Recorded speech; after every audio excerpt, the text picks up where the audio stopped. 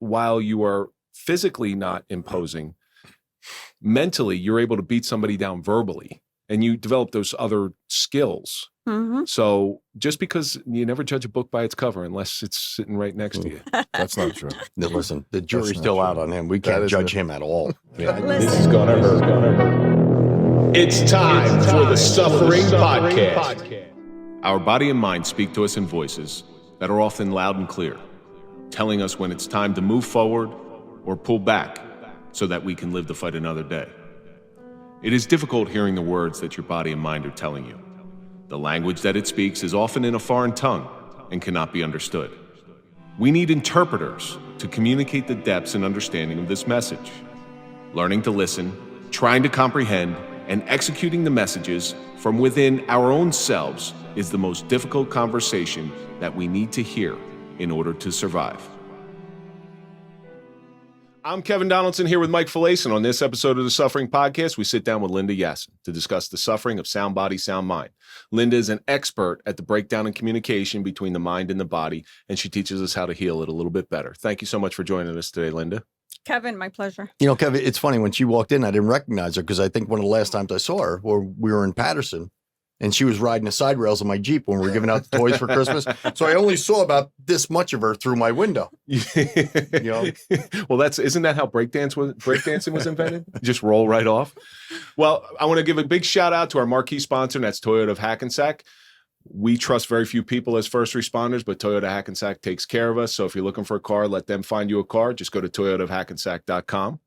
Linda, before we get into anything, because we got a lot to talk about today. And I also want to point out the elephant in the room. Yes. Not that you're gaining weight. The hurricane in the room. I did lose a few pounds. You did? Yeah, I did. But you found more. And I did.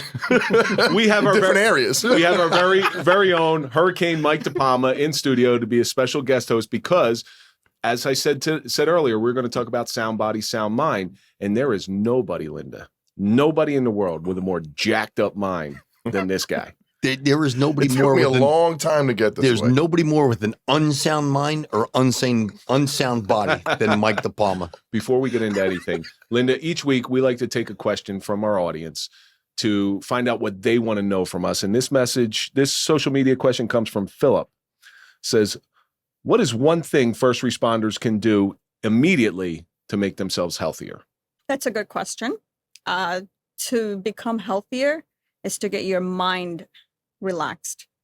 Unfortunately, working on the streets is a little tough to go upon relaxing your body and your mind, but your health comes first, which means you have to relax your mind, sleep better, feel comfortable up and about the next day.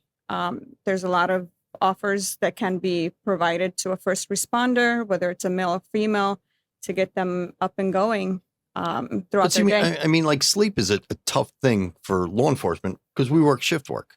Correct. So you're always, you're getting up when you should be sleeping. You're sleeping when you should be getting up. And then that's a tough thing to deal with. Shift work takes years off your life. Yeah, it really does. And that's why we had you in here today, because I think what you're doing, especially with Xbody, is an amazing thing. Mike, what do you think? What's something immediately that a first responder can do to get themselves healthier? I do agree with the mental health thing. I mean, I've always mentioned that, and obviously things that happened in my career, you should focus a little heavier on the mental health. I very much am. That's why I was, like you said, I was very subdued. You were last time. So we brought back, I want everybody to know, we brought back the real now I'm just going to get Mike. raw. Raw? He's been drinking caffeine for the last 2 hours, so now he's all jacked up on caffeine. It's starting to come out of my veins right now. He's like that little kid from Talladega Nights. He's all jacked up on caffeine. It's all jacked up on Mountain Dew. I agree with that, but exercise, I mean, it definitely can help somebody out. I mean, it changes your mind, your body, sleep, which is a rarity to me, for my career, but I say exercise and diet. Exercise and diet. Mike, what do you think? I mean, one of the first things, and I learned this early on in my career, is stay away from the Hoboken guys. Oh, yeah. Because, I went to the academy with Mike and Nikki Burke, and that was very, very unhealthy from the get-go. One of the things I recently got into was meditation. Okay. All right. So meditation, it's very counterintuitive to the way my body works, to I'm going a million miles an hour, 23 out of 24 hours. So taking that short amount of time, whether it's in the sauna or out in the cold and extreme wet, just to quiet my mind, to focus on my breathing. And it could be 5 minutes, it could be 15 minutes, it could be a half an hour, whatever I have time for that day. It doesn't take a whole lot of effort. Everybody thinks if you meditate, you got to sit down for a half an hour. You don't. You do it for 5 minutes and you instantly feel better. But I'll tell you what, so I'm a person of extremes.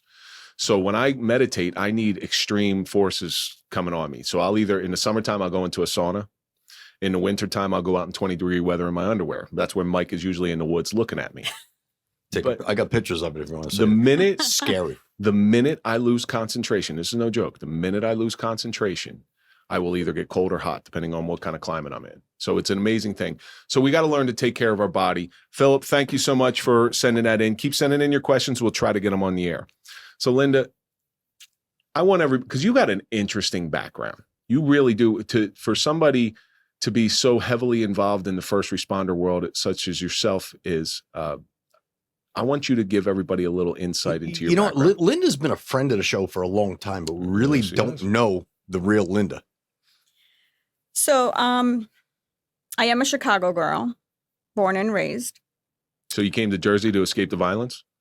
You could say that. She came here to be a Yankee fan because she didn't like the Cubs or the White Sox. Actually, believe it or not, I'm a Bears fan. So you can't, you know, All right. I've always been a Bears fan from kindergarten as, you know, graduating high school. Every true football fan is in some way in their heart a Bears fan just because of Mike Ditka. That's the truth. 100% as a child. And Gale Sayers, but no real football fans are Eagles fans. But go ahead. Yeah. So, you know, as kids, everybody, all us young girls were, oh my God, Mike, you know, that guy was like the finest football player because we didn't know any better. You know, he was the coach, but we all thought he was one of the football players. He looked like one. Yes. So he was a very good football player before his coaching career. Yeah. So I've always been a football fan of the Bears, coming from a Chicago, born and raised young lady. I do come from a law enforcement family background. I do have uncles in the past who have been in the law enforcement field in the Middle East. So you come from the Middle East. My family does. I'm first generation, born and raised in Chicago. My youngest brother is actually a police officer in Chicago. Wow. That's a tough job right now. Much respect to that guy. Yeah, so he actually started his way from the bottom as a correctionals officer, then moved on to the streets as a crime investigator, and then now he's actually the director of his department. Wow, that's awesome. So he's actually one of the first Middle Eastern men in the United States who became a director. And that's got to be tough because of, you know, like after 9/11, the way America viewed people from the Middle East. And for him to raise his way through the ranks like that, I mean, that's fantastic. Correct. I myself am a CERT member for the Passaic County Sheriff's Department. I've dealt with police officers throughout many businesses that I've owned in the past 28 years in the state of New Jersey. CERT is Citizens Community Emergency Response Team. Yes. For the Passaic County Sheriff's Department. So you also do work with Blue Magazine as well? I do work with the Blue Magazine. I've known Danny for a good 5 or 6 years. We've worked well in the past. We still work well together now and future. So for law enforcement, to me, is whether I defend or don't defend an officer. At the end of the day, if I have a problem, who do I call? Yeah. I have to call 911. I'm going to have an officer that's going to show up to protect me, whether I'm right or I'm wrong. At the end of the day, they also need to be protected. They need to be verified. That's Now, the right word to say. Have you ever been back to Palestine? I have. The last time I was there in about 10 years ago, give or take. Do they view law enforcement with, you know, in current society right now, law enforcement is climate. Climate. It's a little tough. What's the view of law enforcement in Palestine? It depends. It depends on how you personally view it. Okay. Now, if you view it to the right view, obviously you're respected. If you view it to the wrong view, obviously you're not going to get anywhere. And it goes to any country, anywhere you go, you're going to have the same attitude from that country. We have the same thing going on in America now. Mm-hmm. You know what a great country we live in right now, Correct. all of us, because we're given that freedom to be a dissident against whatever we want to be, but yet, like you said, when we call 911, an officer's going to show up, whether you like him or not. Dissident means listen to me. I'm not even joking around. I was just going to say, whoa. It means like opposed to. I was like, wow, that was a big time. Dummy it down a little bit. Right? So when you call 911, so, yeah. Linda, I show up. I want to draw your attention. Like I said before, one of the most jacked up mentally people you will ever meet in your life. I got some story, believe me. Yeah. Some story. My mind goes much faster than think of a Picasso painting. 51-year-old. And that's his brain. Okay. Think if Picasso developed his brain. That's his brain on a good day. I'm sorry, Mike, that they have to pick on you.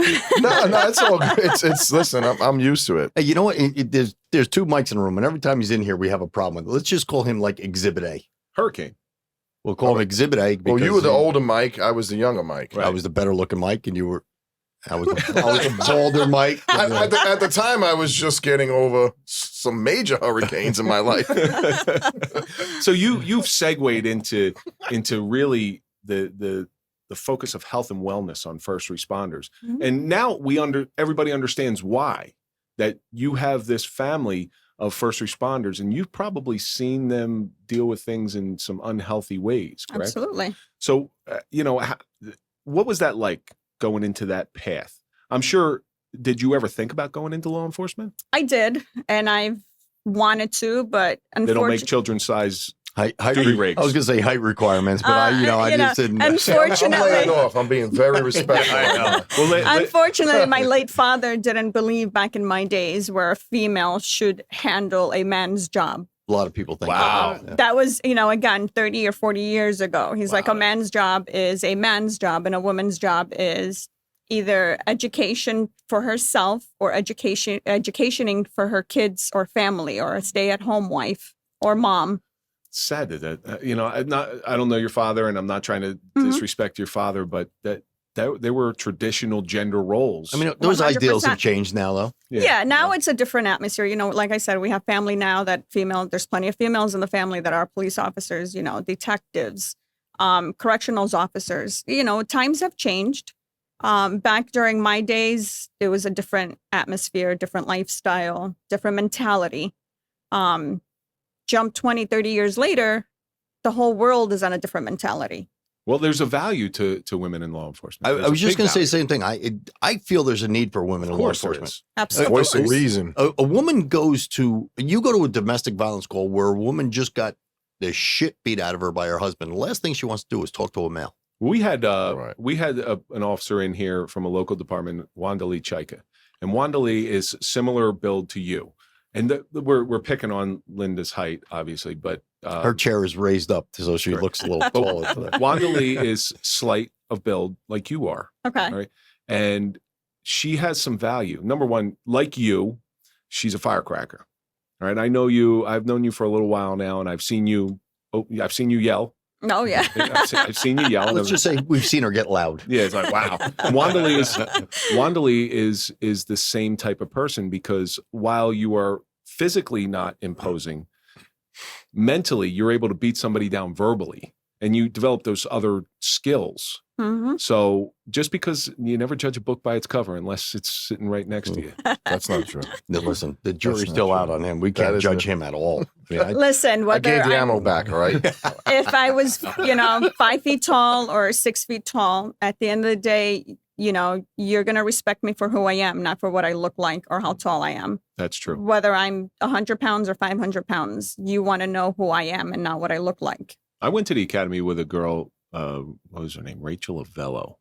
And they had to specially make her duty rig because she was so tiny, the duty rig off the shelf would not go around. Listen, I understand because when I got into the CERT team in Passaic County, I had my pants specially altered to my waist and my height. So it's understandable, but listen. It's an accomplishment for, it is. It really is. Yeah. So you can't judge, like you said, judge a person by its cover, See, like Mike went through like 42 pairs in his career because I kept expanding them. He's hitting you hard, bro. You are. I'm gonna subdue myself. I'm gonna give you the benefit of the doubt. You helped me through some rough times. I'm gonna give you a pass. No hurricane for you tonight. I'm trying to rile you up so we can bring Hurricane back. I didn't like to see you do it, Mike. He's trying to rile up. I wanted to tell a story. I'm starting a windstorm. I'll start it. Go ahead. Well, was there an event that made you focus on police health and wellness? So, yes, I have also been a part of the Passaic County medical resource team, where we did a lot of training in mental health.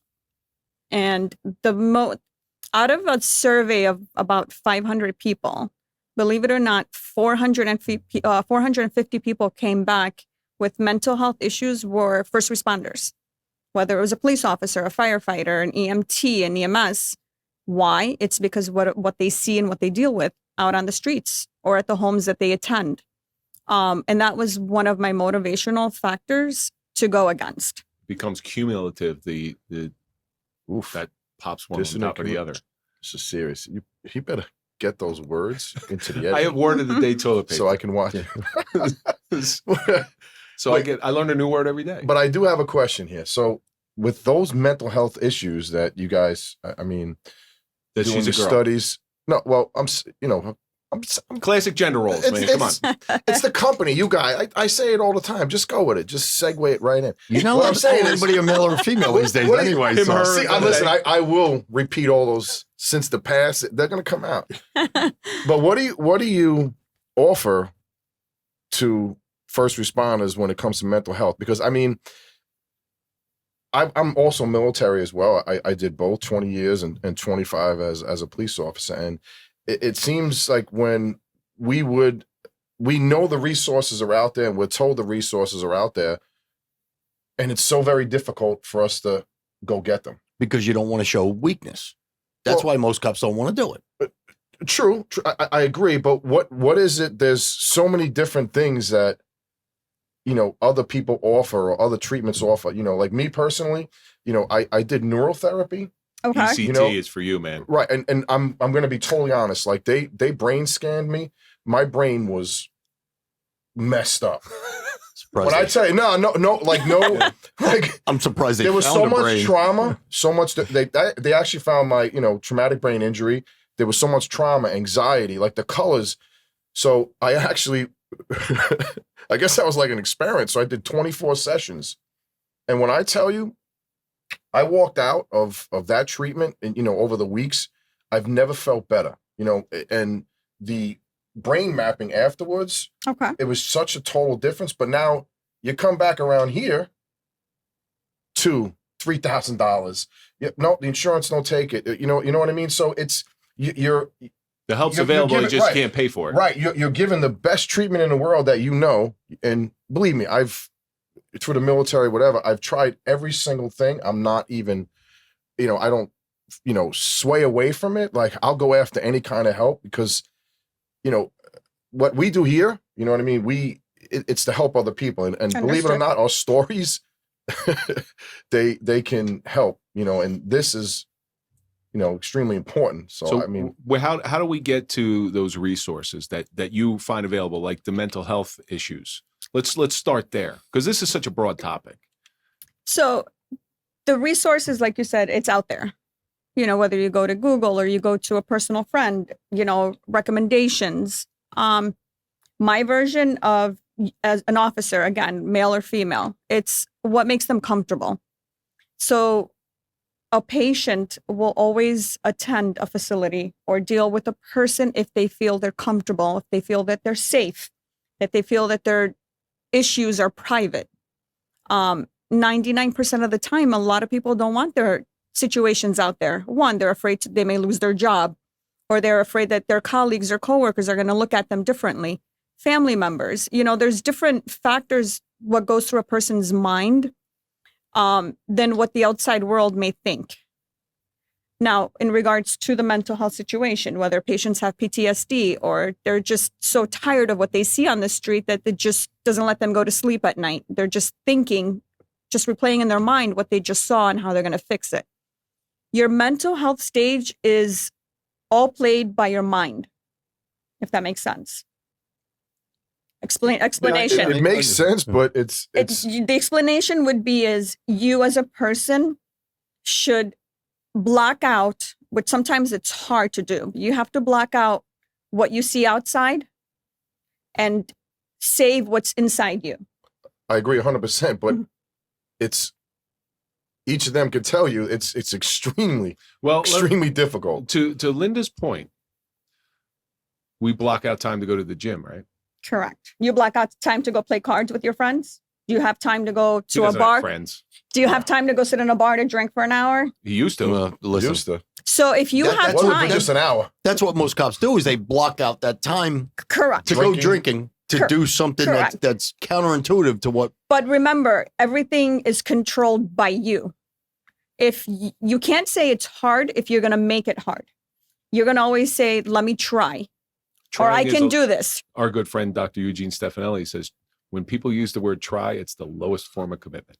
Well, then that's where the problem starts. It's either you do it or you don't do it. Correct. There But was no again, I hate to use a Star Wars Yoda-ism. It's do or do not, try or try not. correct. But again, your mental stage is all controlled by you. If you calm your mind or your mentality and you say, I can do it, then you can do it. Now, somebody like Mike and Mike Failace and myself, our brains are different. Okay. Our brains, when you see trauma, the synapses in your brain become damaged. So the fixing of that, and I know they're trying different things with the advent of the legalization of marijuana, and alcohol was the traditional way of dealing with the trauma. Mm-hmm. It doesn't do anything but anesthetize. That's anesthetize. That's numb. Man, That's numbing. That doesn't do anything but anesthetize. I need like a mental health and thing it's- for these words. And it's almost putting off the pain Correct. because you're going to wake up It's the next morning. self-medicating. You're Yeah, waking up the Correct. next morning and that pain is there. Yeah. It's just but now a you're just cover-up. hungover and you still have the same I pain. hate to Correct. say it, It's but it's all running cover away up. from the prairie fire. Mhm. Oh, here we go. Hashtag prairie fire. Hashtag Mike's Army. So, but one of the things that Hashtag I got to be polite. one of the things that does work, and it's been proven to work, is getting control over your body, being healthy Correct. with your body. Correct. All right. So what are some of the unhealthy things that you've seen through your experience that first responders do to their bodies? Not even their mind. Forget about their mind for a second. Their bodies.